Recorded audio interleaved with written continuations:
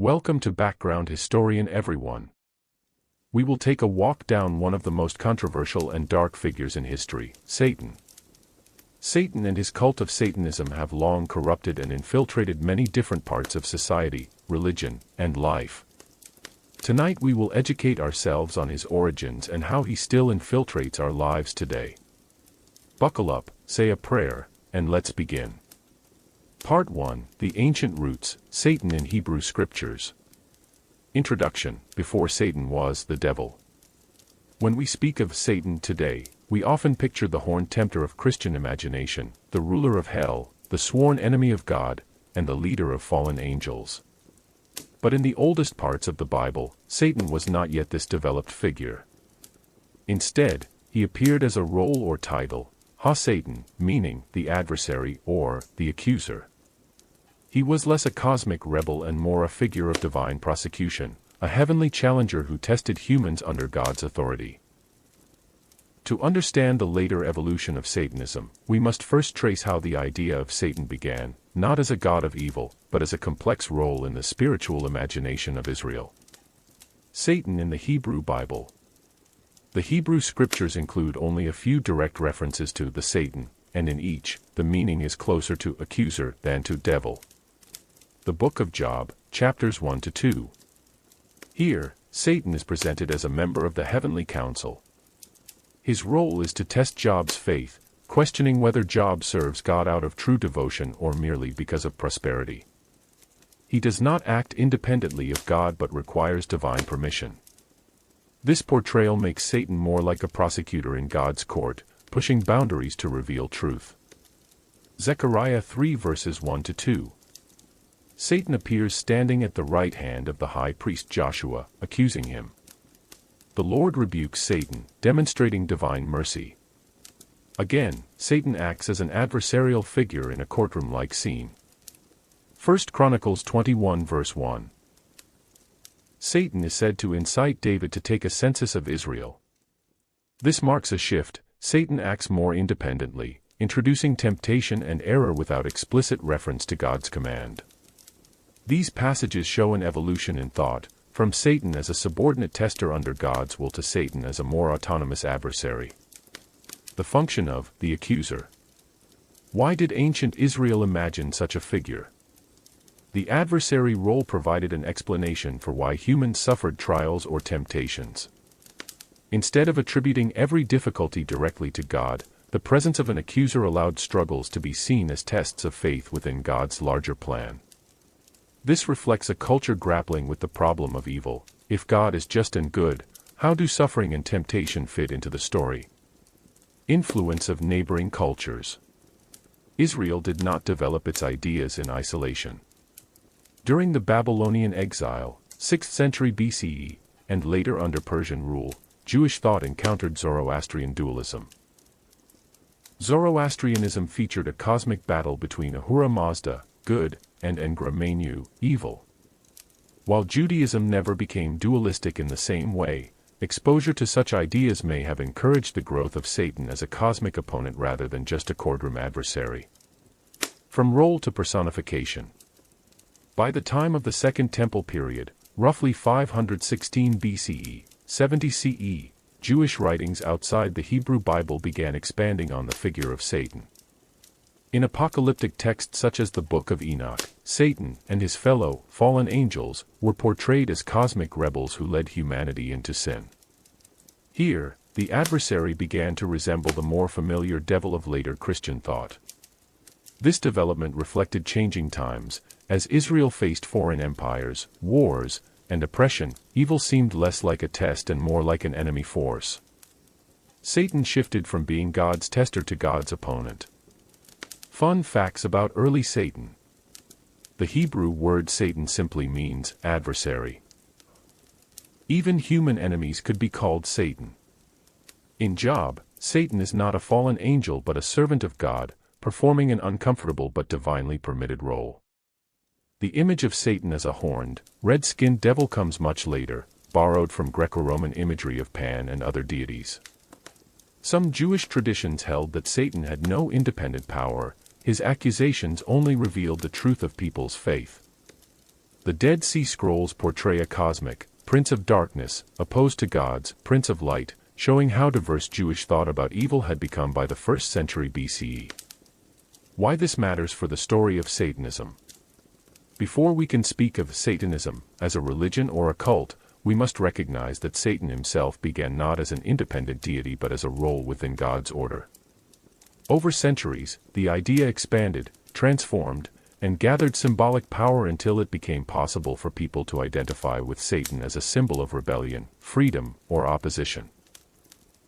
The origins in Hebrew scripture show us that the idea of Satan was never static, it grew, shifted, and adapted with cultural and historical changes. Closing scene for sleep. As you rest, imagine the ancient scribes of Israel writing stories of Job, Zechariah, and David. See the figure of the Satan, standing quietly at the edges of God's heavenly court, not with horns or fire, but with piercing questions. Does Job serve God for nothing? Picture the high priest accused, then defended by divine mercy. Visualize a courtroom of heaven, where even the adversary has a place, not yet the cosmic villain of later centuries, but a shadowy figure reminding humanity of its vulnerability. From these ancient seeds, the legend of Satan would grow into the powerful myth that shaped centuries of imagination. Part 2: Satan in Early Christianity. Introduction, From Tester to Enemy. In the Hebrew Bible, Satan was a shadowy figure, often functioning as an accuser or adversary within God's heavenly court. But in the New Testament, his role shifted dramatically. No longer merely an agent under God's authority, Satan became the tempter of Christ, the enemy of the church, and the cosmic embodiment of evil. This transformation was crucial, for it created the foundation upon which later demonology, fears of satanic cults, and even modern Satanism would rest. Satan in the Gospels. The Gospels show Satan not as a background character but as an active opponent of Jesus. The temptation of Christ, Matthew 4, Luke 4. After 40 days of fasting, Jesus was tempted by the devil in the wilderness. Satan offered him bread, power, and proof of divine protection. Jesus rejected each offer with Scripture, affirming loyalty to God. Here, Satan was not just accuser but direct tempter, seeking to derail salvation itself. Exorcisms and demonic power. Jesus frequently cast out demons, portrayed as agents of Satan. In Luke 11, Jesus described Satan's kingdom as divided, hinting at organized evil. The Gospels framed Jesus' miracles as victories over Satan's influence. Parable interpretations. In the parable of the sower, Satan snatches away the word from hearts. He appears as the active force resisting spiritual growth. Satan in Paul's letters. Pauline writings expanded the picture of Satan. God of this world, 2 Corinthians 4 verse 4. Paul described Satan as blinding unbelievers. Tempter, 1 Thessalonians 3 verse 5. Satan tried to undermine faith. Thorn in the flesh, 2 Corinthians 12 verse 7. Paul spoke of a messenger of Satan, afflicting him. Cosmic powers, Satan was linked to principalities and powers, spiritual forces ruling the present age. Paul's letters depict Satan as an active, dangerous enemy, not just a metaphor. The Book of Revelation. The most dramatic New Testament imagery of Satan is found in Revelation. He is the ancient serpent, echoing Eden, the dragon who fights against God's people. Cast out of heaven, he wages war on earth.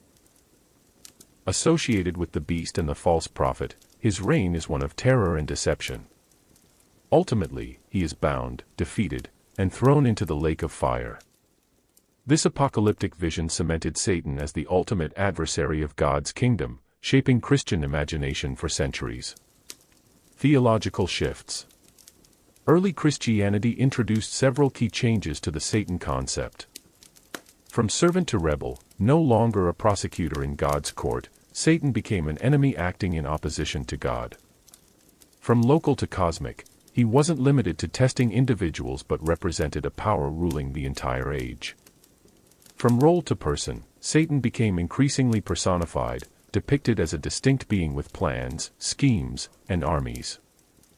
Fun facts about Satan in early Christianity. The word devil comes from the Greek diabolos, meaning slanderer or accuser. Jesus calls Satan the father of lies, John 8 verse 44. The Lord's Prayer, deliver us from evil, was traditionally interpreted as protection from Satan. In Luke 10 verse 18, Jesus said, I saw Satan fall like lightning from heaven. Early Christians viewed martyrdom as triumph over Satan, who was thought to inspire persecution. Why this matters for the story of Satanism. The New Testament transformed Satan into a cosmic villain, an independent enemy of God and the Church. This laid the groundwork for centuries of fear about Satan's supposed followers, heretics, witches, or rebels, who were imagined as consciously aligning with him. Without the Christian portrayal of Satan as tempter, ruler, and dragon, there would be no Satanism for later cultures to imagine or accuse others of practicing. Closing scene for sleep. As you close your eyes, imagine Jesus standing in the wilderness, the stones at his feet shimmering as Satan whispers of bread and power. See the crowds freed of demons as Jesus drives them out with a word. Picture John's vision on Patmos. A dragon cast down, roaring in fury, yet doomed to defeat. In these stories, Satan takes on his New Testament form, not a vague adversary but a full cosmic enemy, shaping the imagination of centuries to come. Part 3, The Devil in Late Antiquity. Introduction, The Shaping of a Villain. By the 2nd and 3rd century CE, Christianity was spreading rapidly across the Roman Empire. Alongside this growth came debates, persecutions, and a need to define faith against rivals. In this environment, Satan became more than a tempter or dragon. He was increasingly presented as the ultimate deceiver, the power behind heresy, and the enemy lurking in Rome's pagan cults. The figure of Satan developed from biblical adversary to fully fledged cosmic antagonist, reinforced by church fathers, theological debates, and Roman cultural pressures. Church fathers on Satan. Early Christian thinkers expanded on biblical images to give Satan a more detailed personality. Justin Martyr, 2nd century, claimed pagan gods were actually demons, servants of Satan, deceiving humanity. Irenaeus of Lyons described Satan as jealous of humanity, corrupting creation. Tertullian saw Satan as the originator of idolatry and heresy. Origen connected Satan to the fallen angel interpretation of Isaiah 14 and Ezekiel 28, reading them as allegories of Lucifer's pride. These writings unified the idea of Satan as a fallen angel, a deceiver, and the force behind rival beliefs. The Roman world and pagan gods. As Christianity distinguished itself from Rome's religious traditions, pagan gods were reinterpreted as demons in Satan's service. Temples, sacrifices, and festivals were seen as satanic distractions. The gladiatorial games were condemned as spectacles of demonic influence. Mystery religions, like Mithraism, were cast as imitations devised by Satan to lead people astray. This cultural reframing turned everyday Roman practices into battlegrounds between Christ and Satan. Gnosticism and heresy. Christian leaders also used Satan to explain competing teachings.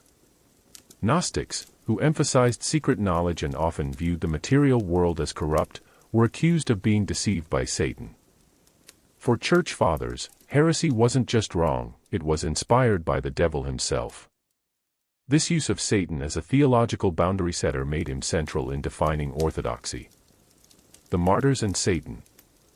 During waves of persecution, Christians often interpreted Rome's hostility as Satan's work. The devil was said to inspire emperors like Nero and Decius. Martyrs were celebrated as those who triumphed over Satan by refusing to renounce faith, even under torture. This gave Satan an even broader scope. He was not only tempter of individuals but mover of empires. Fun facts about Satan in late antiquity. The name Lucifer, meaning light bringer, was first applied to Satan through interpretation of Isaiah 14, though originally it described a Babylonian king. Roman Christians sometimes called the amphitheater the house of Satan. Early baptism rites included renouncing Satan explicitly. The mark of the beast, imagery in Revelation was often applied to Roman emperors. Origen speculated on whether Satan could one day repent, an idea later condemned. Why this matters for the story of Satanism. Late antiquity solidified the devil as Christianity's cosmic enemy. He was no longer confined to testing believers but was now blamed for pagan worship, heresy, and persecution. By labeling rivals and enemies as satanic, Christians created a framework that would later inspire accusations of satanic cults in the Middle Ages, witch hunts, and eventually modern ideas of organized Satanism. Closing scene for sleep. As you close your eyes, imagine the bustling streets of Rome, temples filled with worshippers, games in the amphitheater, priests offering sacrifices.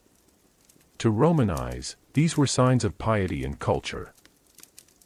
But to early Christians, they were shadows of Satan's work, distractions from the truth of Christ. Picture church fathers writing by lamplight, describing a fallen angel whose pride turned him into humanity's enemy. The adversary of Job had become the devil of empires, a figure who would loom over centuries of imagination. Part 4, Medieval Demonology. Introduction, a medieval obsession. By the Middle Ages, Satan had grown from a shadowy biblical adversary into the prince of demons, ruler of hell, and sworn enemy of Christendom. Medieval Europe was steeped in fears of the devil's activity, seeing his hand in illness, war, heresy, and misfortune. Scholars, monks, and church leaders developed elaborate demonologies to explain the unseen world, while popular imagination filled in details through stories, art, and folklore. This period gave Satan his most recognizable medieval form, horned, bat-winged, and seated upon a throne of flames. Satan in theology and doctrine. Theologians such as Augustine of Hippo and Thomas Aquinas laid intellectual foundations for medieval demonology. Augustine argued that demons were fallen angels, corrupted by pride. Aquinas, 13th century, detailed how demons operated, tempting humans, manipulating nature, and possessing bodies. The idea of a structured hierarchy of demons mirrored the angelic choirs, suggesting Satan commanded a vast infernal bureaucracy. This theology gave the devil a frighteningly organized presence. Heresy and satanic conspiracies. Medieval church authorities often accused heretical groups of serving Satan. Cathars and Waldensians were branded as devil worshippers, accused of rejecting God and conspiring with demons. Such accusations often justified persecution, with trials portraying heretics as pawns of Satan's rebellion. This set the stage for later witch hunts, where satanic conspiracy theories flourished. Witchcraft and the Devil's Pact. By the late Middle Ages, the fear of witches bound to Satan became widespread. Witches were believed to sign pacts with the devil, sealed with marks on their bodies. The Sabbat was imagined as a nocturnal gathering where witches worshipped Satan, feasted, and practiced dark magic. Manuals like the Malleus Maleficarum, 1487, described in detail how witches allied with the devil and how to identify them. Although mostly fantasy, these ideas fueled executions across Europe. Satan in art and literature. Medieval artists vividly depicted Satan as a monstrous beast devouring souls in cathedral carvings, as a grotesque figure in manuscripts, often mocking or tormenting saints. In plays like the Mystery Cycles, Satan served both as tempter and comic villain. These depictions taught an illiterate population about the dangers of sin and the horrors of hell. Fun facts about medieval Satan. The image of Satan with horns likely came from pagan gods like Pan, demonized by Christianity. Medieval bestiaries described Satan in animalistic terms: goats, dragons, and serpents. Baptismal vows included explicit renunciations of Satan and all his works. In some villages, effigies of the devil were burned to symbolize triumph over evil. Exorcisms became ritualized, with prayers designed to drive out Satan's influence. Why this matters for the story of Satanism. The medieval period laid the cultural groundwork for the myth of organized Satanism. While there were no self-identified satanic cults in this era, the fear of them was real. Authorities accused heretics and witches of Satan worship, creating a narrative of hidden cults serving the devil. These imagined conspiracies shaped centuries of belief, paving the way for modern ideas of satanic religion, both feared and embraced. Closing scene for sleep. As you rest, imagine walking into a Gothic cathedral, the scent of incense, the glow of stained glass, and above the altar, a painting of angels locked in battle with demons.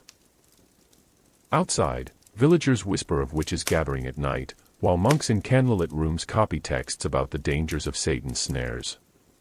Satan is no longer just the accuser of Job but a looming presence in every corner of medieval life, feared as the dark puppet master of a fragile world. Part 5: The Witch Hunts. Introduction: Fear turned into persecution. In medieval theology, Satan was portrayed as the ruler of hell and master of demons. By the 15th to 17th centuries, these ideas exploded into panic. Europeans increasingly believed that ordinary people, neighbors, midwives, outcasts, were secretly in league with the devil. This belief led to one of the darkest chapters in European history, the witch hunts. Across villages, towns, and cities, tens of thousands were accused, tortured, and executed as Satan's followers. The invention of the Satanic witch. Before the late Middle Ages, accusations of magic focused on harmful sorcery, maleficium, rather than devil worship. That changed in the 1400s, when church authorities began to fuse sorcery with pacts with Satan. Witches were thought to renounce Christianity, swear allegiance to the devil, and gain magical powers in return. The witch's mark was believed to be a physical brand left by Satan. Witches were accused of flying to nocturnal gatherings known as sabbats, where they supposedly worshipped Satan, feasted, and practiced orgiastic rituals. This imagery came less from evidence and more from fear and imagination, spread by preachers, theologians, and inquisitors. The Malleus Maleficarum. In 1487, two Dominican inquisitors, Heinrich Kramer and Jacob Sprenger, published the infamous Malleus Maleficarum, Hammer of Witches. It argued that witches were real and organized in a conspiracy with Satan. It described supposed powers of witches, flight, shape-shifting, and storm-making. It provided guidelines for identifying, interrogating, and prosecuting witches. Torture was explicitly recommended to extract confessions. Though not officially endorsed by the Church, the book circulated widely and became a manual for witch hunters. Witch trials in Europe. The late 16th and early 17th century saw the height of the witch hunts. Germany, Switzerland, and France were hotspots, with some towns executing dozens or even hundreds at once. In Scotland, witch trials led to thousands of deaths, many under King James VI, who wrote Demonology in 1597. In England, figures like Matthew Hopkins, the Witchfinder General, terrorized communities in the 1640s. In the American colonies, the 1692 Salem witch trials echoed European fears. Victims were often women, especially widows, healers, and those who stood outside social norms. Torture and confessions. Accusations of satanic worship were sustained through confessions extracted under torture. Victims admitted to flying on broomsticks, attending sabbats, or copulating with demons. These stories reinforced the myth of Satan's organized cult, even though they were products of fear and coercion. Decline of the hunts. By the late 17th century, skepticism grew. Enlightenment thinkers, better legal standards, and changing religious attitudes led to the decline of witch trials. Still, the legacy of these hunts left scars, tens of thousands dead, communities divided, and Satan more feared than ever. Fun facts about the witch hunts. Roughly 75 to 85% of the accused were women, often poor or marginalized. Swimming tests were used. If the accused floated, they were guilty. The Salem witch trials condemned 20 people, far fewer than European hunts, but they remain iconic in American memory. Some European towns lost entire families or villages to executions.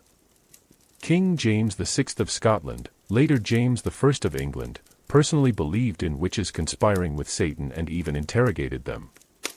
Why this matters for the story of Satanism. The witch hunts marked the moment when the myth of organized satanic cults entered mainstream imagination. There were no real satanic covens, but fear created them in people's minds.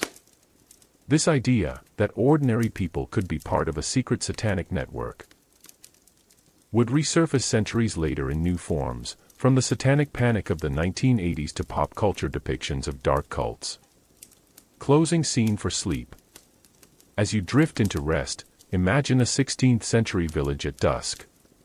Shadows flicker from candlelit windows, while townsfolk whisper about a neighbor accused of witchcraft.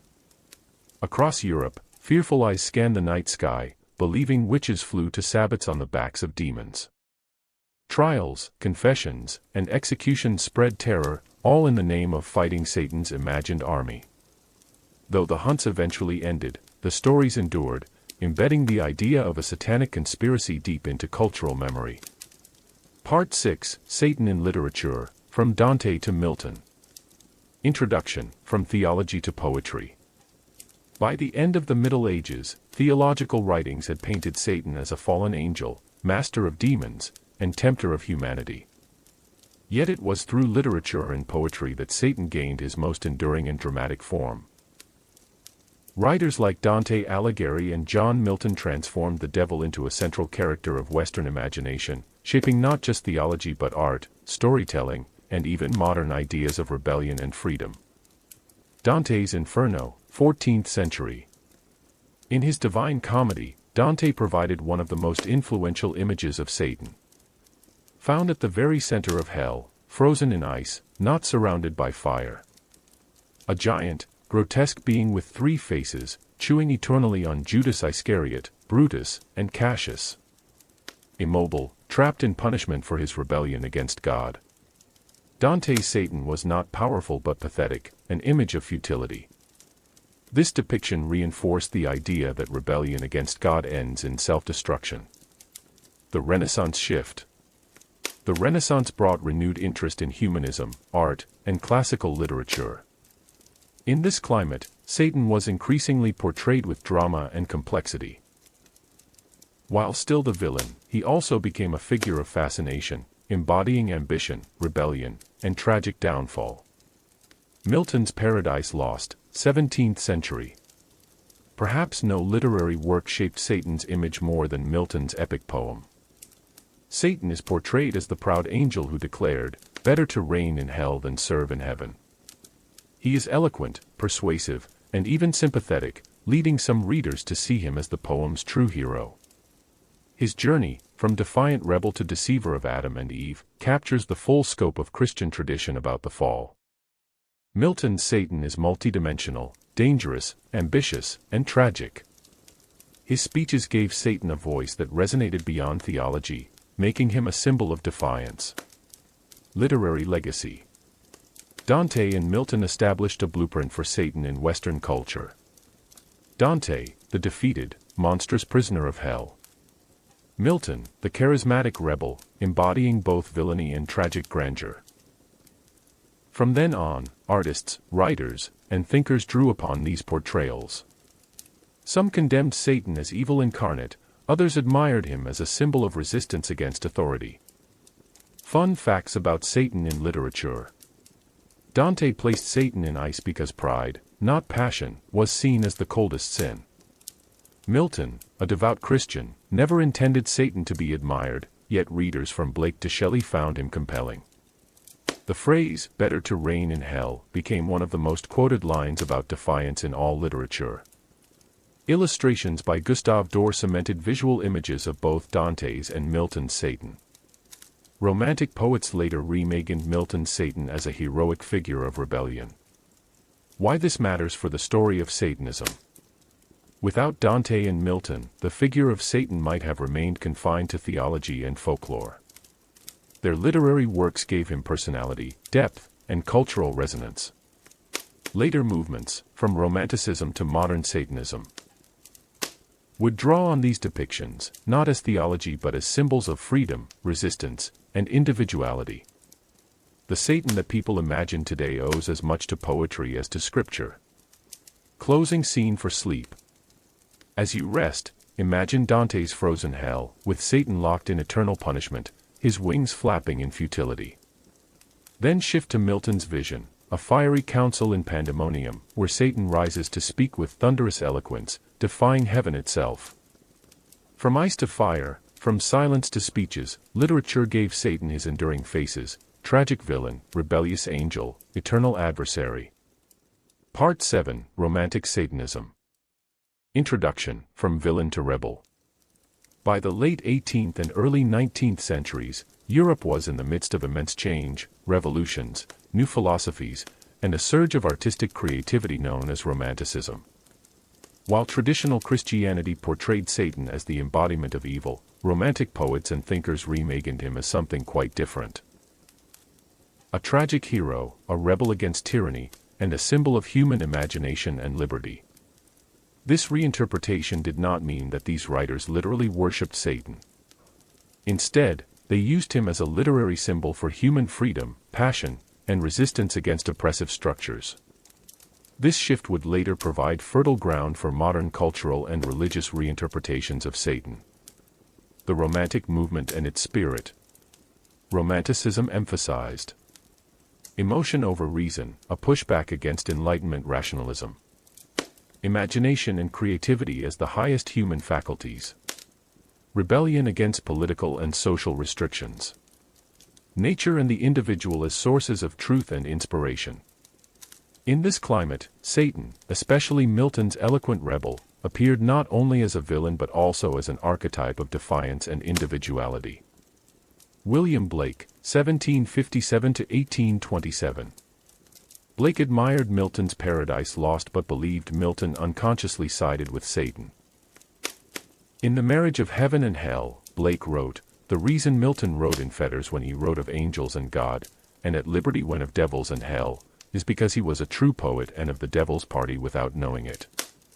For Blake, Satan symbolized energy, desire, and freedom, while oppressive religion stifled imagination. Blake didn't promote devil worship but used Satan as a poetic metaphor for liberation. Lord Byron, 1788–1824.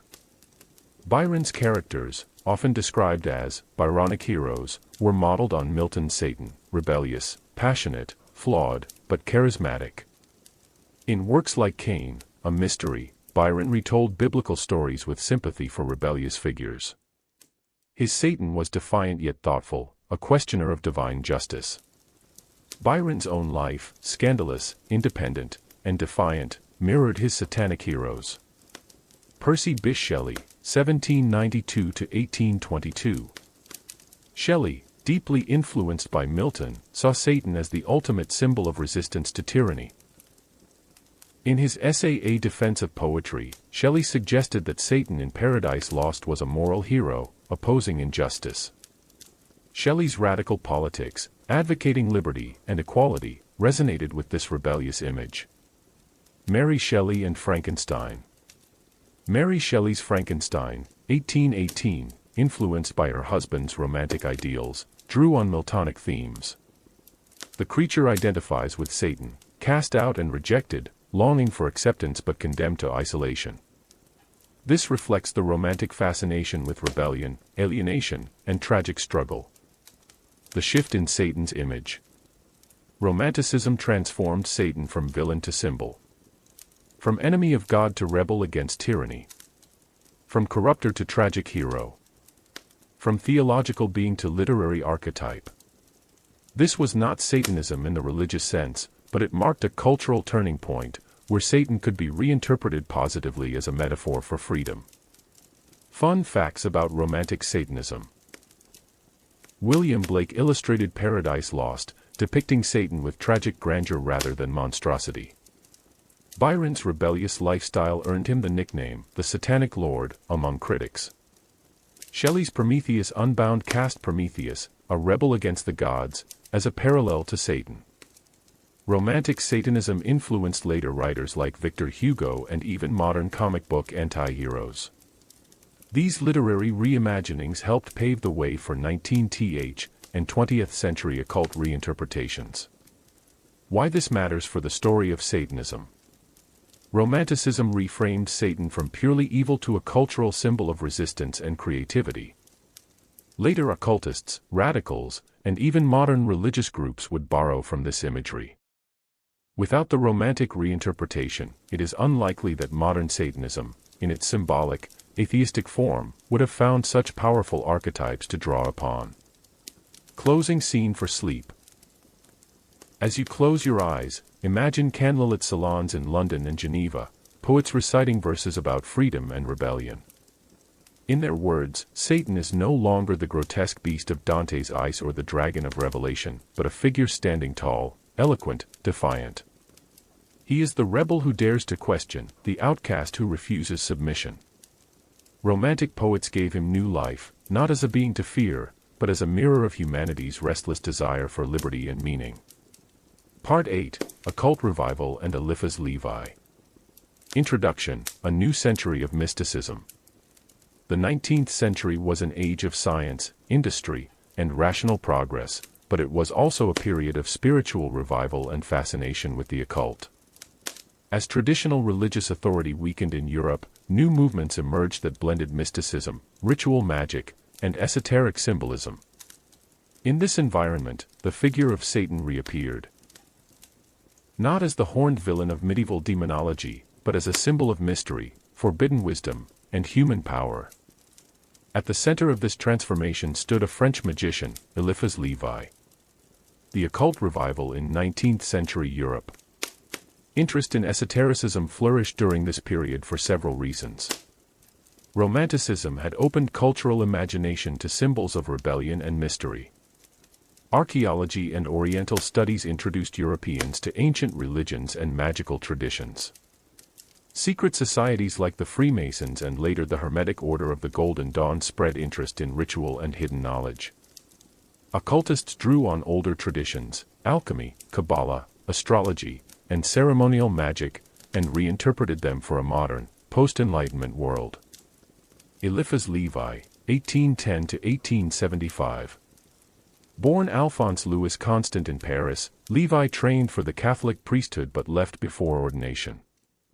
He turned instead to mysticism, magic, and esoteric philosophy.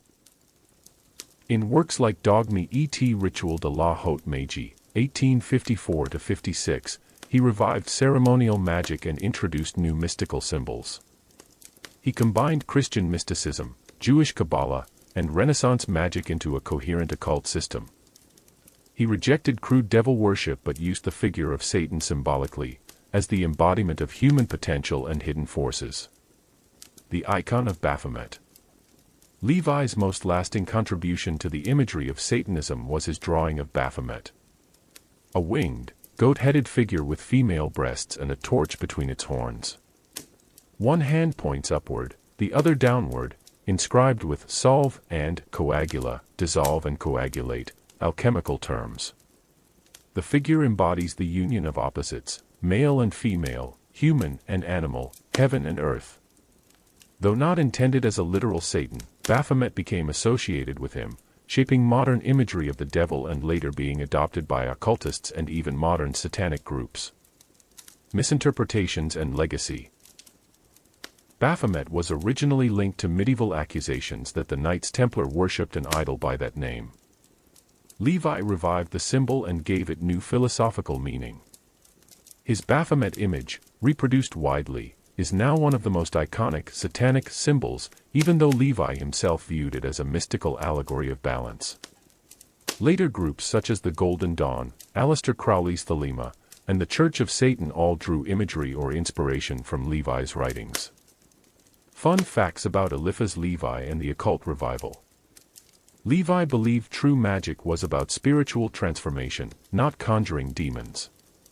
His works influenced later occultists like Aleister Crowley, who claimed to be Lévi's reincarnation. He described Satan as a necessary shadow to God's light, representing the balance of opposites. His writings made magic intellectually respectable again in the 19th century.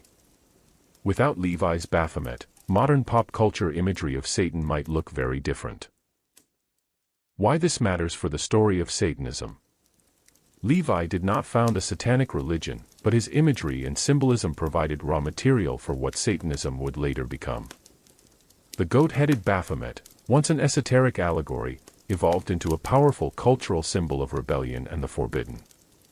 Through Lévi, Satan was reimagined, not as medieval fear, but as modern mysticism and empowerment. Closing scene for sleep. As you drift into rest, picture 19th century Paris, gas lamps glowing, printing presses humming, intellectuals debating science and mysticism.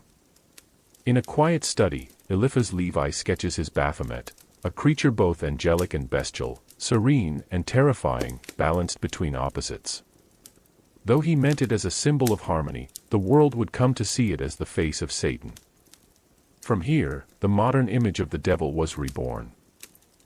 Part 9, Aleister Crowley and Thelema. Introduction, The Great Beast. In the late 19th and early 20th centuries, one man came to embody the public's fascination and fear of the occult, Aleister Crowley, 1875 to 1947. Branded the wickedest man in the world by the press, Crowley was a poet, mountaineer, ceremonial magician, and founder of the religious philosophy known as Thelema.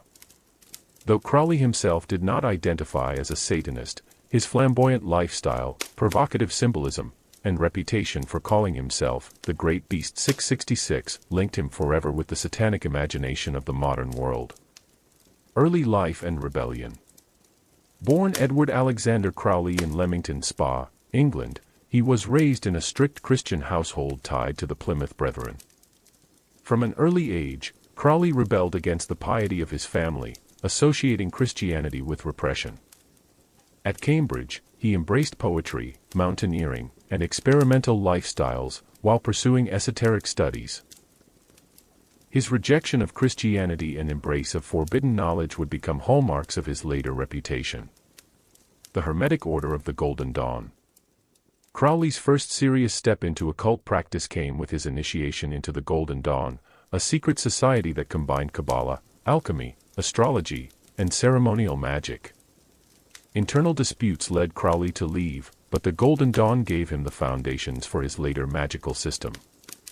His appetite for ritual, mysticism, and dramatic symbolism grew during this period. Thelema, a new religious philosophy. Crowley's defining spiritual system, Thelema, emerged after his mystical experiences in Cairo in 1904. He claimed to have received a text, the Book of the Law, Liber al vel legis, dictated by a spiritual being named Iwas. The central maxim of Thelema, do what thou wilt shall be the whole of the law. Love is the law, love under will. Thelema emphasized individual will, personal freedom, and spiritual self-realization. Though not Satanism, Thelema's rebellious ethos, rejection of traditional morality, and dramatic rituals often caused outsiders to equate it with devil worship. The Great Beast 666. Crowley embraced scandal by adopting titles meant to shock. He called himself the Beast 666 from Revelation, and signed letters with the number. He inverted Christian symbols and experimented with blasphemous imagery, furthering the impression of satanic ties. Much of this was performative, designed to outrage Victorian society and cement his notoriety. Public reputation. Crowley's eccentricities and writings attracted sensationalist press coverage. Newspapers labeled him the wickedest man in the world. Rumors of orgies, black magic, and human sacrifice followed him, though evidence was often exaggerated or false. His abbey of Thelema in Cefalù, Italy, became infamous as a place of ritual and scandal, eventually shut down by Mussolini's government. Influence on modern Satanism. Although Crowley was not a Satanist, his life and ideas influenced later movements. Anton LaVey, founder of the Church of Satan, borrowed some of Crowley's theatricality and emphasis on ritual. The image of the occultist as rebellious, free-spirited, and shocking owes much to Crowley. His writings on magic, symbolism, and the rejection of conventional morality shaped esoteric subcultures that overlapped with modern Satanism. Fun facts about Aleister Crowley. He was an accomplished mountaineer, attempting Himalayan climbs before Everest was seriously attempted. A skilled chess player, he he once considered a professional career. His poetry, though often overshadowed by his reputation, was admired by some contemporaries. Crowley appeared on the cover of the Beatles' Sgt. Pepper's Lonely Hearts Club Band album, cementing his countercultural legacy. He dabbled in espionage during World War I, though the extent of his involvement remains debated. Why this matters for the story of Satanism. Crowley blurred the line between occult philosophy and public scandal. By embracing the title of the Beast and reveling in blasphemous imagery, he gave the modern world a living example of what many imagined a Satanist might look like, even though his philosophy was rooted in thelema rather than devil worship. His legacy laid the groundwork for modern occultism and provided a cultural archetype for Satanism as rebellion. Closing scene for sleep. As you close your eyes, picture Crowley in his flowing robes, standing in a candlelit temple, chanting invocations with a theatrical flourish. Outside, newspapers spin tales of black masses and wicked deeds, while Crowley smirks at the outrage, knowing he has shocked society once again. He is not the devil, nor a Satanist, but in the public imagination, he has become both, a man who embraced the mask of the beast, and in doing so, reshaped modern ideas of rebellion and occult power. Part 10, The Birth of Modern Satanism, Anton LaVey. Introduction, A New Religion for a New Era. In 1966, in San Francisco, a city alive with counterculture, rebellion, and new spiritual experimentation, a man named Anton LaVey declared the founding of the Church of Satan. For the first time in history, Satanism was not merely an accusation or a cultural metaphor. It was organized into a formal religion, complete with rituals, philosophy, and membership. LaVey's creation shocked mainstream society, fascinated the media, and redefined what it meant to identify with Satan. Who was Anton LaVey? Born Howard Stanton LaVey in 1930, he grew up fascinated by magic, the occult, and performance. He worked as a musician, carnival organist, and police photographer before reinventing himself as a modern sorcerer. LaVey blended showmanship, charisma, and philosophy to craft a religion that captured the spirit of the 1960s, rebellious, theatrical, and unapologetically individualistic. The founding of the Church of Satan. On April 30, 1966, Walpurgisnacht, LaVey shaved his head, donned black robes, and proclaimed the birth of the Church of Satan. He styled himself as the Black Pope. He established rituals and ceremonies, weddings, baptisms, and funerals, all performed in satanic form. His home in San Francisco, painted black and dubbed the Black House, became the church's headquarters. The Satanic Bible, 1969. LaVey published the Satanic Bible, the central text of his movement. It laid out Satanism as a symbolic religion, not a literal worship of a devil. Its principles included indulgence over abstinence, vital existence over spiritual pipe dreams, responsibility to the responsible, and vengeance rather than turning the other cheek.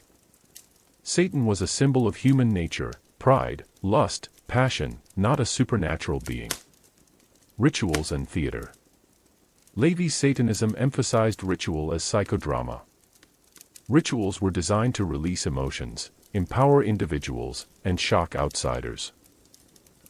Black masses were performed as symbolic inversions of Christian services, more satire than sacrilege. Members wore robes, invoked Satan's name, and used theatrical props to create an atmosphere of power. Media sensation. The Church of Satan thrived in part because of its relationship with the media. LaVey performed public rituals and gave interviews that played into society's fears and fascination. Celebrities such as Sammy Davis Jr. and Jane Mansfield were rumored to be connected with LaVey. News outlets eagerly covered the exotic, scandalous image of Satanism in San Francisco. The philosophy of LaVey and Satanism. At its heart, LaVey's Satanism was atheistic. Satan was a metaphor, not a literal deity. The religion emphasized individualism, self-determination, and carnal human nature. It rejected guilt and sin as Christian constructs designed to suppress desire. This made LaVey and Satanism less a faith in the supernatural and more a philosophy packaged in religious form. Legacy and influence. The Church of Satan inspired decades of fascination, controversy, and imitation. Lévi became a countercultural icon, both feared and admired. His work laid the foundation for modern Satanism, both in its atheistic form and in the way it provoked society to rethink religion, morality, and symbolism. Fun facts about Lévi and the Church of Satan. Lévi's head-shaving ritual in 1966 was inspired by ancient ceremonies marking a new role or transformation. The Satanic Bible has sold over 1 million copies worldwide, making it one of the most widely read occult texts. Lévi often used a lion in rituals, symbolizing strength and power. His church originally held rituals in a room adorned with skulls, candles, and a large Baphomet sigil. Despite the theatrics, Lévi's philosophy was more about psychology than supernatural belief. Why this matters for the story of Satanism. For the first time, Satanism was not merely a label imposed by outsiders but a self-identified religion. Lévi transformed centuries of myth, accusation, and symbolism into an organized system, blending satire, ritual, and philosophy. Modern Satanism, whether through Lévi's church or its successors, owes its birth to his bold move in 1966. Closing scene for sleep. As you close your eyes, imagine San Francisco in the 1960s, psychedelic lights, counterculture protests, and a black-painted house where Anton LaVey, dressed in robes, declares the dawn of a new religion. Inside, candles flicker around a goat-headed sigil, as LaVey reads from his newly written Satanic Bible. For centuries, Satan had been a figure of accusation and fear. Now, for the first time, he had a church of his own. Part 11, The Church of Satan's Philosophy. Introduction, Beyond Shock Value. When Anton LaVey founded the Church of Satan in 1966, many assumed it was merely spectacle. Black robes, inverted crosses, and mock rituals designed to offend Christians.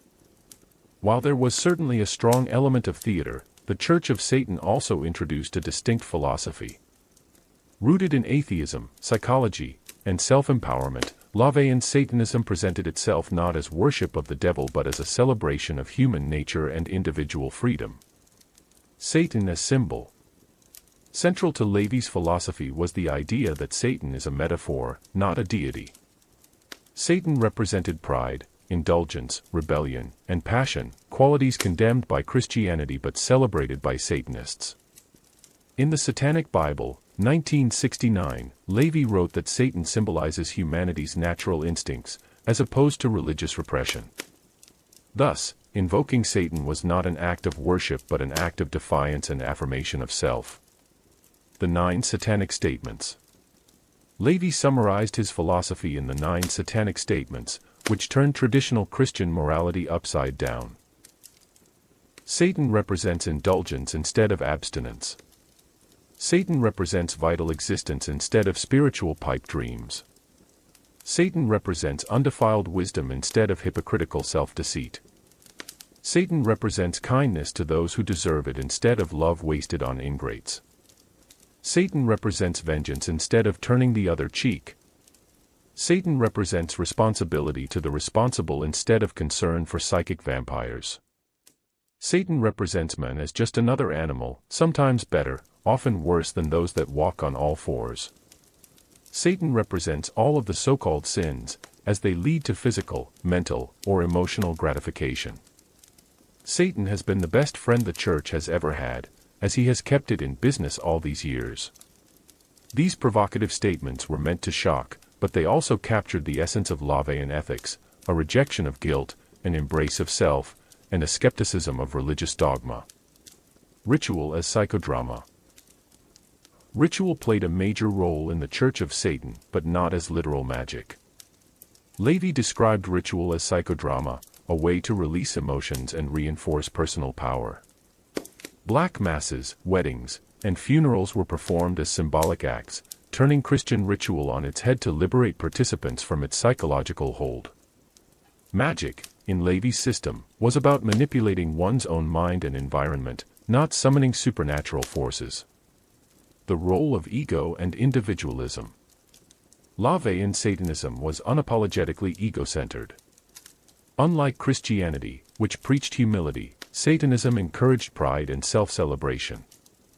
Individualism was elevated as the highest value, each person was seen as their own god. Responsibility was emphasized, Satanists were expected to own their choices and not seek excuses in divine will or fate. Rejection of traditional morality.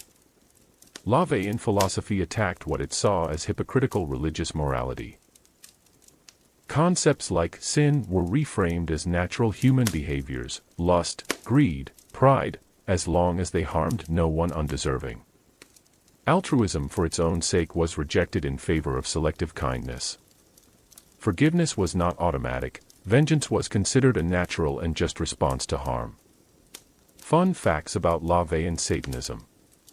The Church of Satan's rituals included both theatrical props and humor, mocking overly serious religious traditions. Lévi often compared ritual to a form of cathartic theater, closer to psychology than sorcery. While the church was small in numbers, its media coverage made it seem like a massive underground movement. The sigil of Baphomet, a goat's head inside an inverted pentagram, was adopted as the church's official emblem. Many early members were artists, performers, and intellectuals, drawn by the combination of satire and philosophy. Why this matters for the story of Satanism.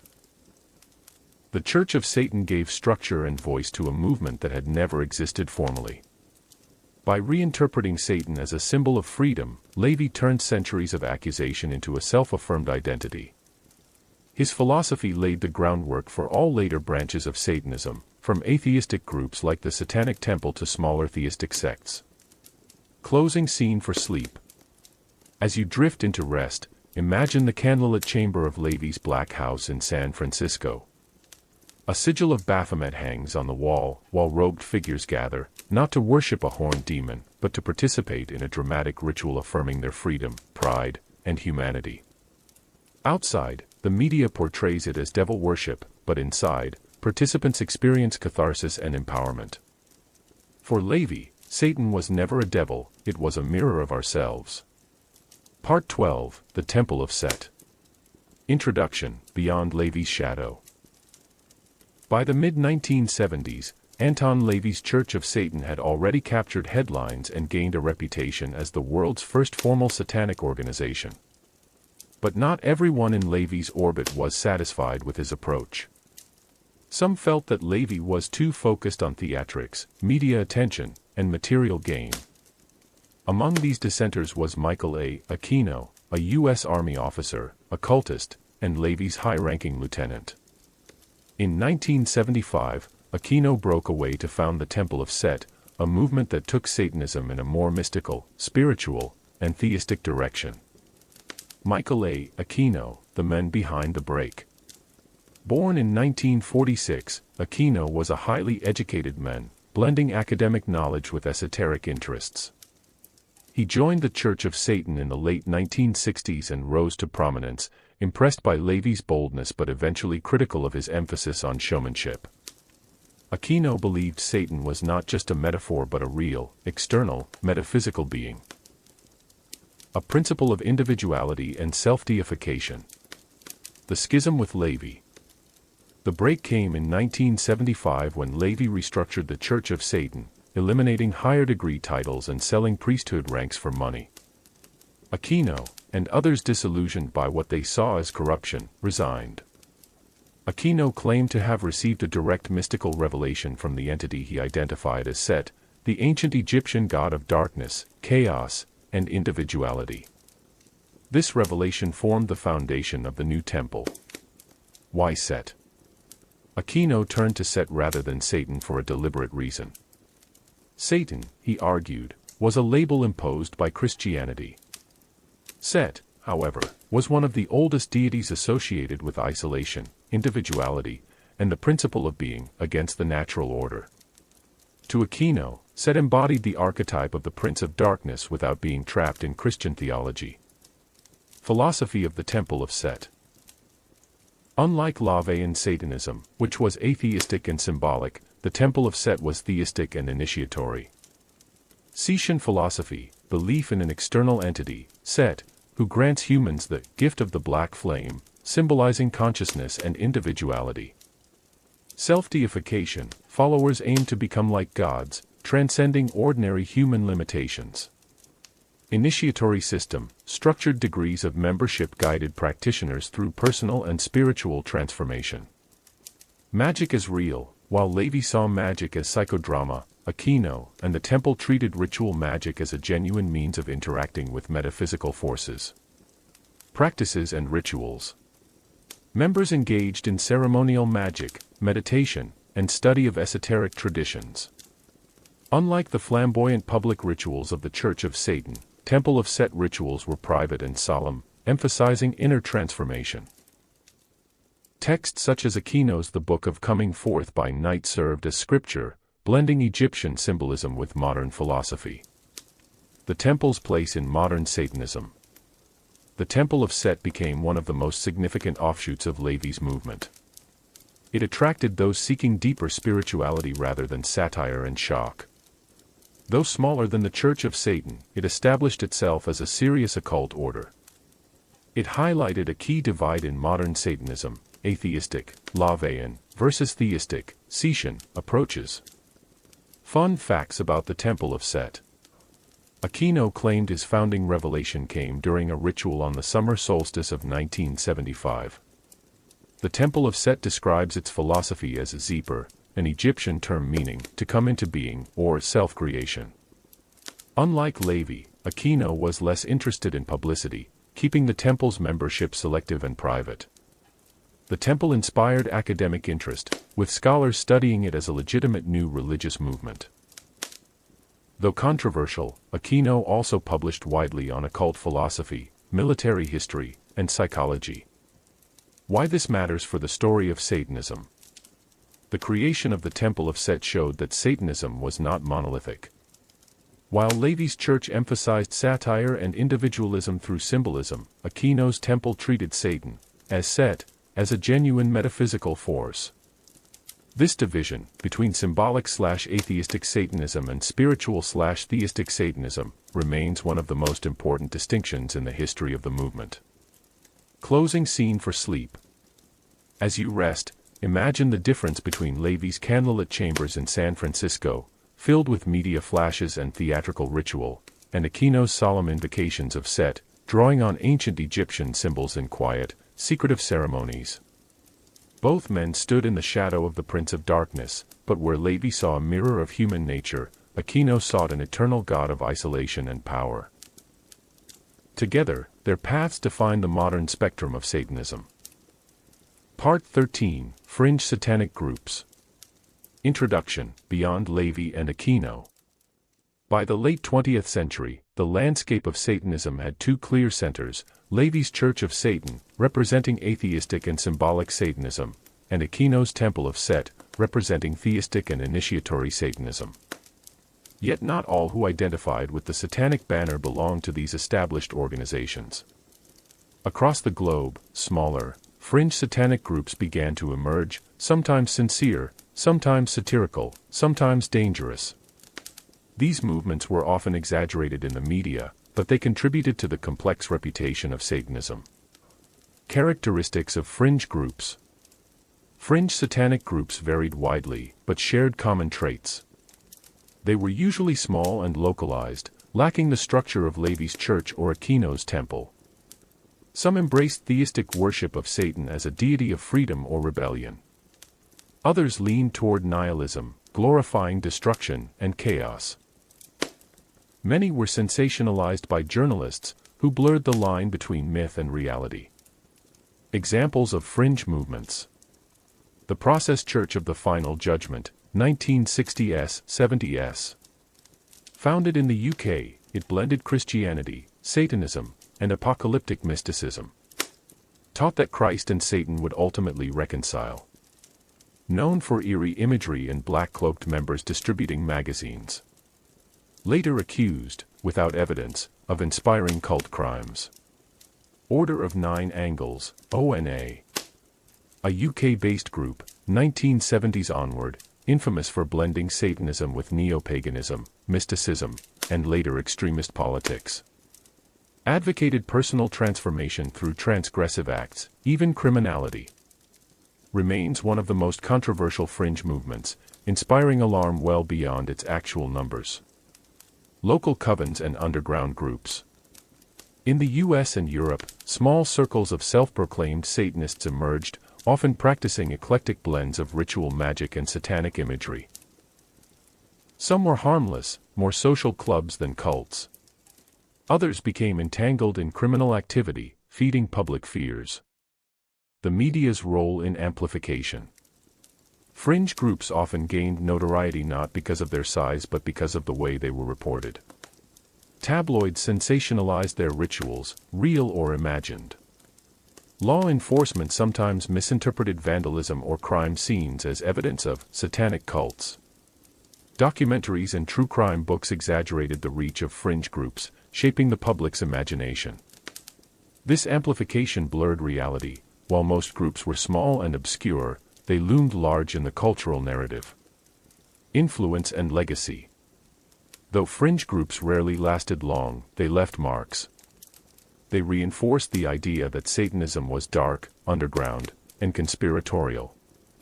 Their imagery, robes, symbols, rituals, fed into the Satanic Panic of the 1980s. More moderate satanic groups had to continually distance themselves from these fringe elements. Fun facts about fringe satanic groups. The Process Church used striking dog imagery in its publications, influencing later pop culture aesthetics. The Order of Nine Angles encouraged members to adopt pseudonyms and work through insight roles, such as infiltration of other movements. Many so-called satanic covens reported in newspapers turned out to be teenagers experimenting with ritual. Some fringe groups mixed Satanism with UFO beliefs, apocalyptic predictions, or anarchist politics. Despite their infamy, most fringe groups never had more than a handful of dedicated members. Why this matters for the story of Satanism. Fringe satanic groups show how myth and reality intertwine. While the Church of Satan and Temple of Set sought to define Satanism as coherent philosophies, fringe movements kept the image of dark cults alive in the public mind. Their sensational presence, real or exaggerated, made it easier for society to believe in vast satanic conspiracies during moral panics, even when the evidence was lacking. Closing scene for sleep. As you close your eyes, imagine the 1970s underground scene. Dimly lit basements, groups of young seekers in black robes, candles flickering on improvised altars. In some rooms, the rituals are theatrical and harmless, in others, darker ambitions are whispered. Outside, reporters craft headlines, spinning these small gatherings into stories of secret societies. The truth is far less dramatic than the myth, yet it is the myth that lingers, shaping the cultural fear of Satanism for decades to come. Part 14, The Satanic Panic of the 1980s. Introduction, A Moral Storm. In the 1980s and early 1990s, the United States, and later parts of Europe, was swept by a wave of fear that came to be called the Satanic Panic. Rumors spread of hidden satanic cults kidnapping children, performing ritual sacrifices, and infiltrating schools, daycares, and popular culture. Though very little evidence ever supported these claims, the panic captured the imagination of the media, law enforcement, and parents, creating one of the most striking examples of mass moral hysteria in modern history. Roots of the panic. Several cultural factors contributed to the rise of the Satanic Panic. The 1970s saw a surge of interest in the occult in pop culture. Films like The Exorcist, 1973, and The Omen, 1976, presented terrifying visions of demonic forces. High-profile serial killers, such as Richard Ramirez, the Night Stalker, sometimes referenced Satan, fueling fears of cult networks. The counterculture of the 1960s and 1970s left many parents uneasy about drugs, rock music, and new religious movements. Conservative Christian leaders warned that Satan was infiltrating daily life. Together, these currents created fertile ground for conspiracy theories about organized satanic crime. Daycare scandals and ritual abuse allegations. The most dramatic cases involved daycares and preschools. The McMartin preschool case, California, 1983 to 1990, became the longest and most expensive criminal trial in U.S. history. Teachers were accused of running a secret satanic cult, abusing children, and even conducting bizarre rituals in underground tunnels. No physical evidence was ever found, and all charges were eventually dropped. Similar cases unfolded across the U.S. and Canada, with allegations of ritual abuse spreading rapidly. Children, often questioned under leading or suggestive methods, repeated stories of impossible rituals, flying witches, animal sacrifices, secret ceremonies, yet these accounts were treated as fact by investigators. The role of the media. Television talk shows, news reports, and sensational books amplified the panic. Geraldo Rivera's 1988 special, Devil Worship, Exposing Satan's Underground, claimed millions of Satanists were active in America. Authors like Mike Warnke, the Satan Seller, claimed to be former satanic priests, recounting lurid tales of cult activity, later debunked. Tabloid stories linked everything from heavy metal bands to Dungeons and Dragons to satanic recruitment. The media coverage reinforced fear, convincing millions that a hidden satanic network was real. Law enforcement and experts. Police departments and prosecutors began training in satanic ritual abuse, often based on dubious materials. Manuals suggested signs of Satanism included heavy metal music, black clothing, or occult symbols. Self-proclaimed experts gave lectures on supposed cult hierarchies and rituals. This misinformation fueled arrests, lengthy trials, and destroyed lives, despite lack of evidence. Cultural markers of the panic. The panic touched many corners of society. Music. Bands like Black Sabbath, Judas Priest, and even Ozzy Osbourne were accused of spreading satanic influence. Backward masking, hidden messages in records, became a fear. Games, Dungeons and Dragons was said to lure youth into Satanism. Toys, popular franchises like He-Man or Pokemon were accused of harboring occult symbolism. Teen subcultures, goths, punks, and metal fans were often stigmatized as Satanists. The decline of the panic. By the 1990s, skepticism grew. Courts began overturning wrongful convictions based on ritual abuse claims. Journalists exposed fraudulent, ex-Satanists, who had profited from sensational stories. Academic studies found no evidence of widespread satanic cult activity. The panic eventually faded, though not without leaving deep scars on communities and individuals falsely accused. Fun facts about the Satanic Panic. The McMartin preschool trial lasted 7 years and cost $15 million, ending with no convictions. Geraldo Rivera later apologized for his role in fueling the hysteria. Blackmasking fears led some U.S. states to hold hearings on rock music. The panic also spread to the UK, Canada, Australia, and Scandinavia, though with less intensity. Some scholars now compare the panic to earlier witch hunts, mass fears of hidden satanic conspiracies. Why this matters for the story of Satanism. The Satanic Panic had enormous consequences. It made Satanism a household word, though usually misunderstood. While real satanic organizations like the Church of Satan remained relatively small and non-criminal, the panic convinced millions that vast conspiracies existed. This episode shows how centuries-old fears of hidden cults resurfaced in a modern context, proving that the myth of Satanism as a threat is often more powerful than its reality. Closing scene for sleep. As you drift into rest, picture the America of the 1980s, neon lights, cassette tapes, and children playing in suburban neighborhoods. Yet behind this ordinary scene, whispers spread of secret cults, dark tunnels, and rituals that never truly existed. The fear was real, even if the evidence was not. The Satanic Panic stands as a reminder of how imagination, media, and fear can create monsters far larger than reality. Part 15, Pop Culture Satanism. Introduction, From Fear to Fascination. While the Satanic Panic of the 1980s portrayed Satanism as a terrifying underground conspiracy, popular culture was busy transforming Satan into a symbol of rebellion, style, and entertainment. Heavy metal bands, horror films, comic books, and fashion embraced satanic imagery, not as literal belief but as an aesthetic of defiance.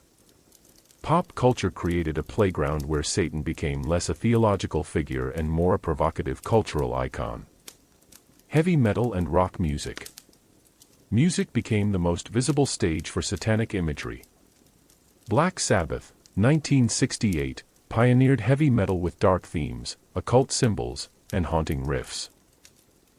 Ozzy Osbourne, with his bat-biting antics, became an icon of supposed satanic rebellion. Slayer incorporated pentagrams and inverted crosses in their branding. Venom, a British band, popularized the term black metal with their 1982 album of the same name, drenched in satanic references. For fans, this imagery was thrilling theater. For critics and parents, it became proof of Satan's influence. Blackmasking and moral outrage. Rumors spread that rock bands hid satanic messages in their records through blackmasking, messages audible when played backward. Bands like Led Zeppelin and Judas Priest were accused of secretly recruiting youth into Satanism. Court cases even attempted to hold musicians responsible for supposed subliminal influence. In reality, most claims were unfounded or jokes planted by musicians to mock the panic. Horror films and satanic aesthetics. Cinema also embraced satanic themes. Rosemary's Baby, 1968, portrayed a cult conspiring to bring forth the Antichrist. The Exorcist, 1973, terrified audiences with demonic possession. The Omen, 1976, gave the world Damien, a child Antichrist. Later films like Hellraiser and The Ninth Gate played with satanic mystique. Movies gave Satanism a mythic and visual presence, shaping how audiences imagined occult forces. Comics, games, and subculture. Comics like Hellblazer and Spawn drew heavily on satanic and demonic lore.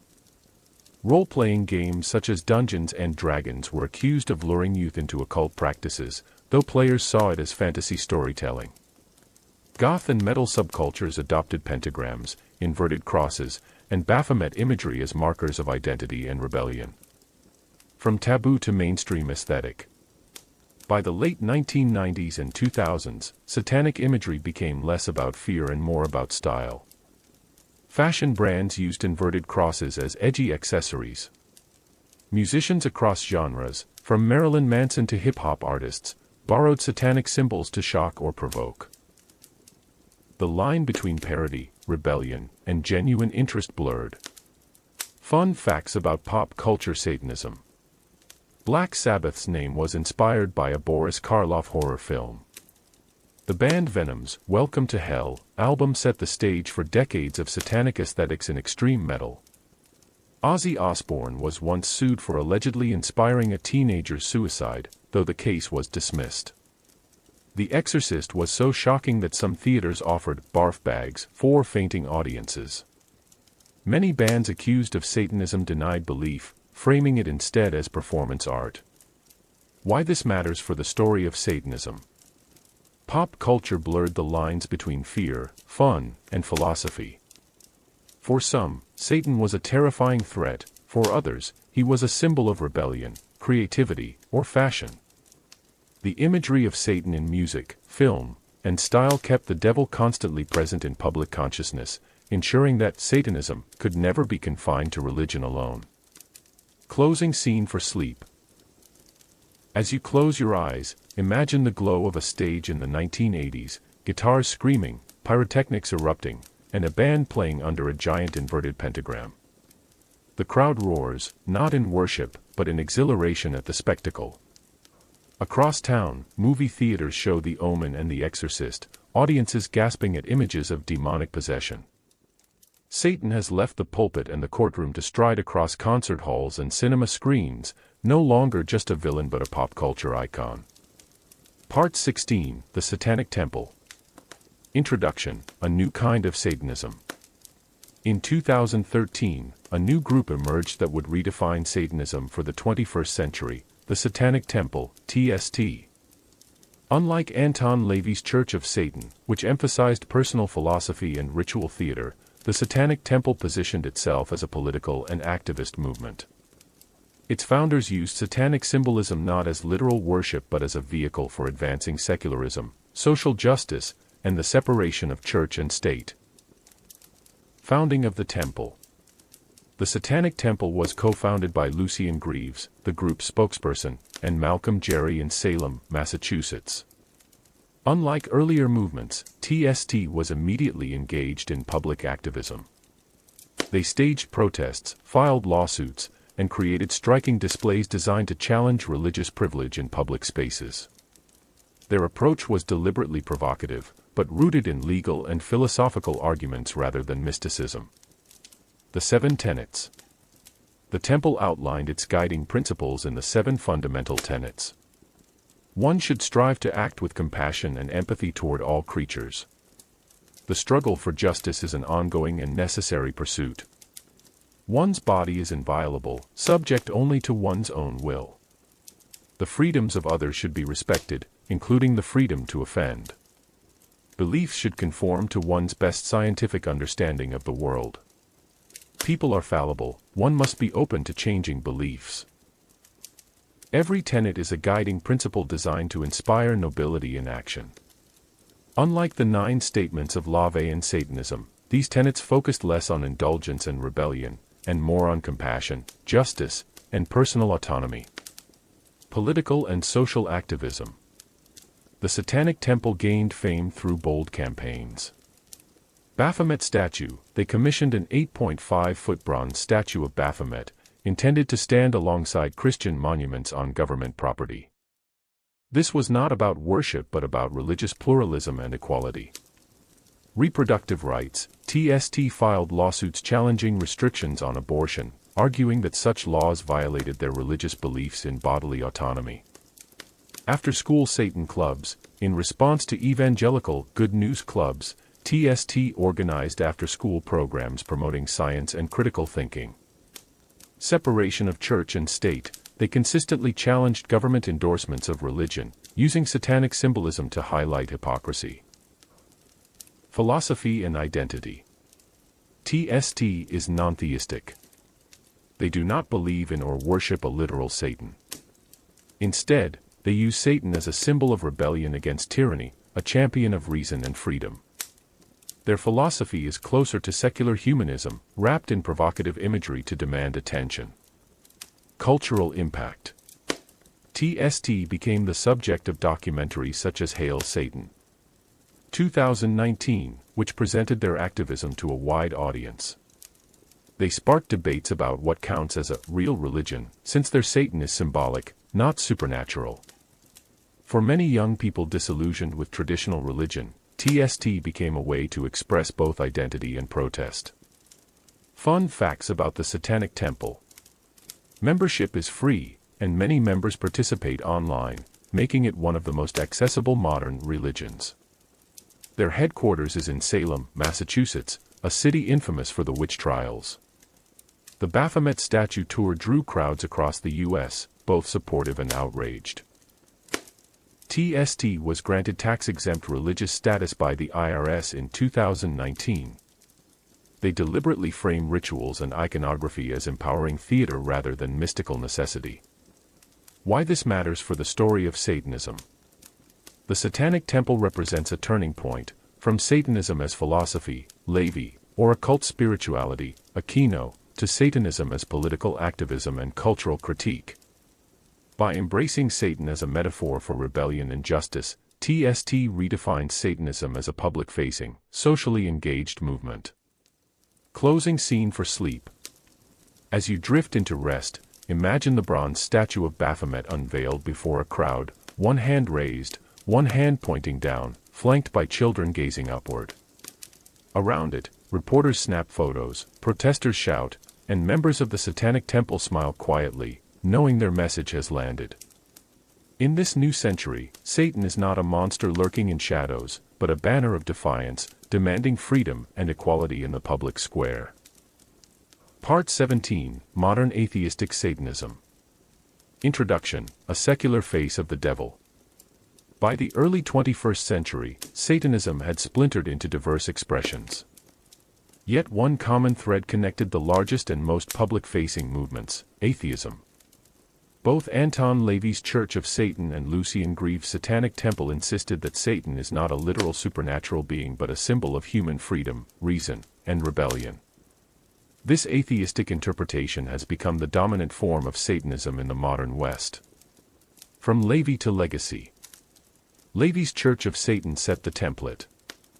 Satan was recast as a literary and symbolic figure representing strength, pride, and indulgence. Rituals were understood as psychological drama, not supernatural sorcery. Religion was reframed as self-empowerment through symbolism rather than faith in an external deity. Though criticized for elitism and secrecy, the Church of Satan maintained influence as the first openly satanic organization, keeping its atheistic stance consistent even after LaVey's death in 1997. The Satanic Temple's atheistic activism. The Satanic Temple, TST, took LaVey's symbolic Satan further into activist territory. Where LaVey leaned into philosophy and aesthetics, TST leaned into law and politics. Satan is invoked as a champion of justice, rationality, and secularism. Members describe Satan as the eternal rebel against arbitrary authority, a symbol for questioning dogma and defending liberty. Thus, both TST and the Church of Satan reject supernaturalism, but TST emphasizes community activism and compassion, while LaVey's church emphasizes individualism and strength. Shared core ideas of atheistic Satanism. Modern atheistic Satanists, across organizations, tend to embrace symbolism. Satan is not a god but a metaphor of rebellion and human nature. Rationalism. Science and reason guide beliefs, not faith in the supernatural. Individual autonomy. Each person is their own authority. Rejection of guilt. Sin is reframed as natural human instinct, desire, pride, lust. Challenge to authority. Religious and political powers are critiqued through satanic imagery. Distinctions between major atheistic currents. Church of Satan, elitist, individualist, focused on self-development and ritual as private psychodrama. Less concerned with activism. The Satanic Temple, activist, community-driven, outward-facing. Uses lawsuits, protests, and public campaigns to challenge religious privilege. Independent atheistic Satanists. Many individuals practice privately, combining philosophy, art, or performance with the satanic symbol, without affiliation. Fun facts about modern atheistic Satanism. Both the Church of Satan and the Satanic Temple are officially recognized religious organizations in the U.S. The Satanic Temple's 7 tenets are often praised by outsiders as humane and reasonable, even by non-Satanists. Social media has created vibrant Satanist communities, allowing young people to discover Satanism outside formal organizations. Many Satanists consider themselves religious atheists, finding meaning in ritual and symbolism while rejecting belief in gods. The goat head pentagram sigil, once fringe, is now widely used in fashion, art, and music, even by people with no satanic affiliation. Why this matters for the story of Satanism. Modern atheistic Satanism illustrates a striking evolution, from a biblical villain to a philosophical and activist symbol. Where medieval Europe saw Satan as a real enemy, today's Satanists reclaim him as an empowering metaphor. This shift demonstrates how religions and countercultures evolve, adapting old symbols for new purposes. Closing scene for sleep. As you close your eyes, picture a modern satanic meeting. Not in a dark dungeon, but in a brightly lit community space. Members discuss court cases defending separation of church and state, while others share stories of how adopting Satan as a symbol of strength helped them escape guilt-ridden pasts. There are no devils in the shadows, no demons waiting in the dark. Instead, there is a community of people who wear the image of Satan proudly, not to worship him, but to remind themselves and the world that freedom, reason, and self-determination remain their guiding lights. Part 18, Theistic Satanism in the Modern World. Introduction: A living devil. While most modern Satanists, like those in the Church of Satan or the Satanic Temple, reject the existence of supernatural beings, there remains a smaller but dedicated branch of Satanism that is theistic. These individuals and groups believe in a real, external Satan, or a similar dark deity, and seek to worship, venerate, or work with him directly. Theistic Satanism exists at the margins of the religious landscape, but it continues to thrive through online communities, small covens, and individual practice. The nature of theistic Satanism. Theistic Satanism is not one unified religion but a broad category. Belief in Satan as a deity. Some worship Satan as a god of rebellion, freedom, or power. Luciferian approaches. Others prefer the name Lucifer, emphasizing wisdom, enlightenment, and the pursuit of knowledge. Syncretic practices. Many combine elements of ceremonial magic, witchcraft, paganism, or Gnosticism with satanic devotion. Unlike atheistic Satanists, who see Satan as a metaphor, theistic Satanists often describe personal encounters with him, through ritual, dreams, or spiritual experience. Diversity of beliefs. Theistic Satanism includes several currents. Traditional Satanists believe in Satan as the biblical adversary, choosing to side with him against the Christian God. Luciferians view Lucifer as a light-bringer, teacher, and liberator. Often less focused on worship, more on alignment with enlightenment. Demonolators worship or venerate demons as individual entities, seeing them as gods or teachers. Gnostic Satanists consider Satan a savior figure who freed humanity from the tyranny of an unjust creator god. This diversity shows that theistic Satanism is not simply devil worship but a wide range of spiritual perspectives. Practices and rituals. Rituals vary widely but may include invocations, calling upon Satan or demons for guidance or empowerment. Offerings, symbolic gifts such as incense, candles, or written prayers. Meditation and visualization, seeking personal contact with Satan as a spiritual guide.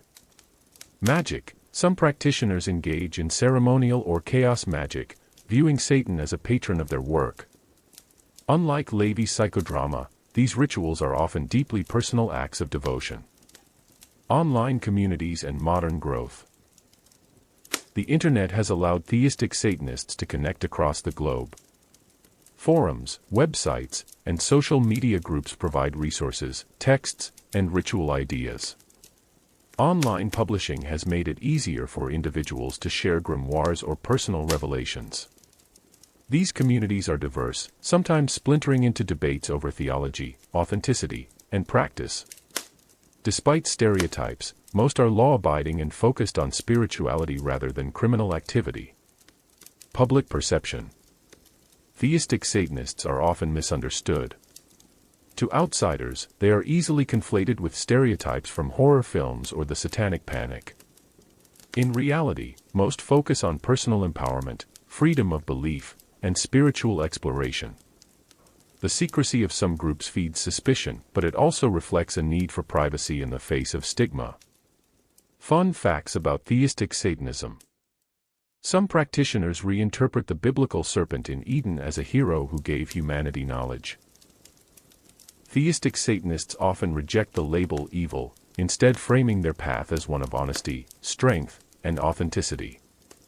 Luciferians frequently cite literature, like Milton's Paradise Lost, as inspiration for their worldview. Many theistic Satanists see their practice as deeply ethical, built on personal honor codes. Though small in number, they maintain a strong presence in modern occult culture. Why this matters for the story of Satanism. Theistic Satanism shows the spiritual dimension of the satanic identity. While atheistic movements dominate public understanding, theistic Satanists preserve a line of belief that stretches back through centuries of occultism, heresy, and rebellion. Their existence reminds us that Satanism is not just philosophy or performance, it can also be a living religion. Closing scene for sleep. As you drift into rest, imagine a solitary figure lighting candles in a quiet room. They whisper invocations, calling upon Satan not as symbol but as living presence. To them, the darkness is not emptiness but companionship, a guide, a liberator, a teacher. In this private devotion, the ancient figure of Satan lives on, not in metaphor but in faith. Part 19, Satanism and the Internet Age. Introduction, From the Shadows to the Screen. By the late 20th century, Satanism had developed into diverse forms, LaVeyan, Setian, theistic, and symbolic. But with the arrival of the Internet in the 1990s and 2000s, Satanism entered a new phase. No longer confined to underground covens, print publications, or media caricatures, it flourished in digital communities, memes, and global connections. The Internet gave Satanists a space to organize, educate, and redefine themselves while also spreading exaggerated myths and fears. Early online Satanism, 1990s. The first wave of online Satanism appeared on bulletin board systems, BBS, Usenet groups, and early websites. These platforms allowed isolated Satanists to connect for the first time, sharing texts like the Satanic Bible or Aquino's writings. The Church of Satan quickly established an online presence, asserting its authority and pushing back against imposters. Online forums became hubs for debate. LaVeyan atheists, theistic Satanists, Luciferians, and fringe occultists all argued about definitions and legitimacy. For many, the Internet offered a chance to come out as Satanists without fear of immediate social backlash. The rise of online communities. By the 2000s, Satanism was thriving in forums, blogs, and chat rooms. Websites like alt.satanism on Usenet became lively debate spaces. Independent forums catered to theistic Satanists and demonolators. Early digital libraries spread satanic, occult, and magical texts globally, once accessible only through rare bookstores. This democratization meant that no single group, neither the Church of Satan nor the Temple of Set, could fully control the narrative anymore. Memes and pop culture in the digital age. The Internet transformed Satanism into both a serious philosophy and a playful meme. Memes of inverted crosses, goats, and Baphomet flooded platforms like Tumblr, Reddit, and later TikTok. Many young people adopted satanic imagery ironically, as symbols of rebellion against authority or humor against moral panic. Music sharing online gave rise to black metal and death metal subcultures, where satanic aesthetics thrived globally. For some, these memes were satire. For others, they were a gateway into deeper study of Satanism as a belief system. The Satanic Temple in the Internet Age. The Satanic Temple harnessed digital media brilliantly. Viral campaigns, like unveiling the Baphomet statue, spread through Twitter, Facebook, and YouTube. Their lawsuits and activism gained traction through online communities who amplified their cause. The temple's use of humor, irony, and digital outreach made Satanism accessible to people who never would have joined the Church of Satan. Online theistic Satanism. The Internet also gave theistic Satanists unprecedented freedom. Blogs and forums allowed them to publish grimoires, prayers, and rituals openly. Luciferians created digital study groups, blending philosophy, occultism, and devotion. Small online communities functioned as virtual covens, offering support to those who could not risk practicing openly. Challenges of the Internet Age. The online spread of Satanism also brought difficulties. Dilution of identity. With so many versions of Satanism online, outsiders struggled to distinguish serious practice from parody. Trolling and edgelords. Some adopted satanic imagery online purely to shock, with no connection to philosophy or spirituality. Conspiracies. The same Internet that connected real Satanists also amplified conspiracy theories about hidden satanic cabals, echoing the fears of the Satanic Panic. Fun facts about Satanism and the Internet. The Church of Satan was one of the first alternative religions to establish an official website in the mid-1990s. Meme culture turned Baphomet into both a religious symbol and a comedic Internet mascot. Some online Satanist groups hold virtual rituals using video calls. Digital publishing allowed translations of the Satanic Bible and other texts into dozens of languages. The phrase, "Hail Satan," trended repeatedly on Twitter, not from believers alone, but from satirical users mocking political moral panics. Why this matters for the story of Satanism. The internet changed Satanism forever. No longer limited to physical lodges or sensational media portrayals, Satanists could now define themselves directly. Digital communities created pluralism, debate, and accessibility. At the same time, the internet amplified both the philosophy and the myth of Satanism, ensuring it remained both feared and fascinating in equal measure. Closing scene for sleep. As you drift into rest, imagine the glow of an old computer screen in the 1990s, a user typing into a forum, "Any other Satanists out there?" Soon, replies pour in from across the world, voices once isolated, now connected by digital threads. Today, the same spirit lives on in memes, videos, and online gatherings, as Satanism adapts to the digital age, becoming at once global, diverse, and endlessly reinterpreted. Part 20, Satanism in the 21st Century and Beyond. Introduction, A Globalized Devil. As the 21st century unfolds, Satanism has moved far beyond the whispered rumors of witch covens, the headlines of the Satanic Panic, or even Anton LaVey's original Black House in San Francisco. Today, it exists as a pluralistic, global phenomenon, spanning organized churches, activist groups, solitary practitioners, and cultural aesthetics. No longer confined to the margins, Satanism is part of the broader conversation about religion, freedom, and identity in a digital, interconnected world. Atheistic dominance. Most public forms of Satanism today are atheistic. The Church of Satan continues to defend LaVey's philosophy of individualism and ritual psychodrama, though it maintains a more elitist and insular approach. The Satanic Temple thrives as a grassroots, activist movement, using lawsuits, art, and humor to defend secularism and pluralism. Independent atheistic Satanists flourish online, embracing Satan as a metaphor of self-determination.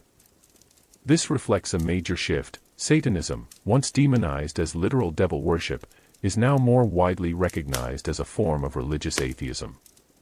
Persistence of theistic Satanism. Despite the dominance of symbolic approaches, theistic Satanism remains alive. Luciferians, demonolators, and traditional Satanists practice in small but steady numbers. Online platforms allow them to publish books, share rituals, and form communities. Many see their practice as an act of spiritual authenticity in a world skeptical of the supernatural. Thus, theistic and atheistic currents coexist, sometimes in tension, but both carrying the banner of Satan as an alternative to mainstream faith. Satanism and globalization. Satanism has spread across borders. In Europe, satanic groups often intersect with heavy metal subcultures and countercultural politics. In Latin America, Catholic symbolism gives Satanism an especially transgressive resonance. In Asia, satanic imagery appears more in pop culture and fashion than in organized religion. This globalization highlights Satanism's adaptability. It shifts meaning depending on local culture, serving as rebellion, performance, or spiritual path. Technology, memes, and new generations. The internet has permanently reshaped Satanism. Social media platforms like TikTok, Instagram, and Reddit host vibrant communities where satanic memes blend humor with activism. Younger generations adopt satanic imagery to express queerness, feminism, and anti-authoritarianism. Digital rituals and online ceremonies allow solitary practitioners to connect across continents. Satanism is now as much a cultural language as a religion, with symbols like the pentagram or Baphomet circulating freely online. Public battles and political meaning. The Satanic Temple in particular has made Satanism visible in political debates. Reproductive rights, framing bodily autonomy as a satanic religious right. Religious displays, using Baphomet statues to demand equal representation alongside Christian monuments. Pluralism. Insisting that if Christianity is privileged, Satanism must be allowed equal space. This use of satanic identity as a tool of protest ensures its continuing relevance in cultural debates. Fun facts about Satanism today. The Satanic Temple runs community projects like Menstruating with Satan, collecting menstrual products for those in need. Satanists often embrace dark humor. Rituals may include satire as much as solemnity. Some musicians, authors, and artists openly identify as Satanists, giving the movement new cultural legitimacy. The word "Hail Satan" has trended multiple times on Twitter, sometimes playfully, sometimes politically. Both the Church of Satan and the Satanic Temple are legally recognized religious organizations in the United States. Challenges ahead. Modern Satanism faces ongoing challenges. Misrepresentation in media, where fringe crime stories are still linked to Satanism. Internal debates between atheists and theists about authenticity. The need to distinguish genuine practice from parody or teenage rebellion. Yet, these challenges also underscore Satanism's vitality. It is not static but continually adapting to new times. Why this matters for the story of Satanism. From medieval fears of witches to modern courtrooms defending pluralism, the figure of Satan has traveled a remarkable path. Today, Satanism embodies more than rebellion. It is a statement about freedom, identity, and human dignity. Whether symbolic, theistic, activist, or artistic, Satanism in the 21st century proves that humanity's oldest adversary has become one of its most flexible cultural icons. Closing scene for sleep. As you close your eyes, imagine the world today, a courtroom where lawyers invoke satanic principles to defend rights, a concert where pentagrams glow in stage lights, an online chat room where practitioners share rituals, a quiet room where someone whispers prayers to Lucifer.